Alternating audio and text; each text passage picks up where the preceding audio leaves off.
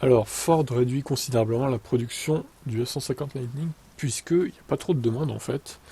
Donc, il baisse la production tout simplement.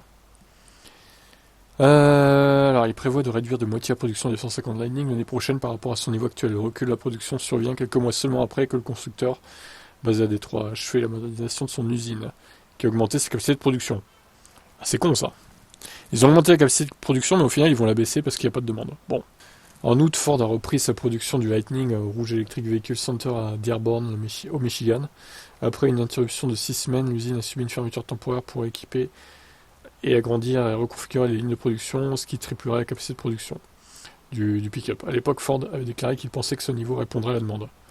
Quelques mois plus tard, le centre de véhicules électriques de Rouge ne produira plus que la moitié de cette quantité en 2024. Selon une note interne obtenue par Automotive News, Ford informe ses fournisseurs qu'environ 1600 camions Lightning sortiront de la chaîne de production l'année prochaine. Ça représente une réduction de 50% par rapport à la production actuelle de 3200 par semaine. C'est énorme, hein, 50% de réduction, putain. Ford affirme que la réduction drastique de la production de Lightning est due à l'évolution de la demande du marché, ce qui est une histoire remarquablement différente de ce que Ford racontait à la même époque l'année dernière. Ce n'est pas le premier signe que leurs véhicules connaissent une demande plus faible que prévu. En octobre, le constructeur automobile a annoncé qu'il prévoyait de réduire ou de retarder d'environ 12 milliards de dollars d'investissement liés aux véhicules électriques, notamment en retardant la construction d'une usine de batteries pour véhicules électriques dans le Kentucky.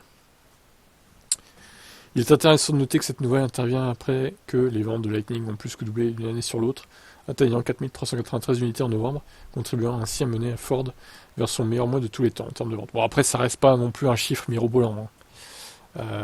Sachant que sur un mois, ils ont vendu 4393 véhicules, et là, ils en produisaient 3200 par semaine, ce qui fait 12 000 par mois. Donc oui, effectivement, là, il y a un problème. Il y a un surplus énorme, en fait. Il aurait fallu qu'ils vendent une dizaine de milliers. 10 000 déjà, ça aurait été pas mal. 10 000 par mois. Ça aurait pu absorber la production, quoi, quasiment. Ils auraient eu très peu de stock. Là, ils se retrouvent avec un stock énorme, finalement. Donc on peut comprendre qu'ils réduisent la production. Même si les ventes sont en hausse. Bon, peut-être que du coup, si les ventes repartent à la hausse l'année prochaine, ils changeront d'avis. On verra. Ciao.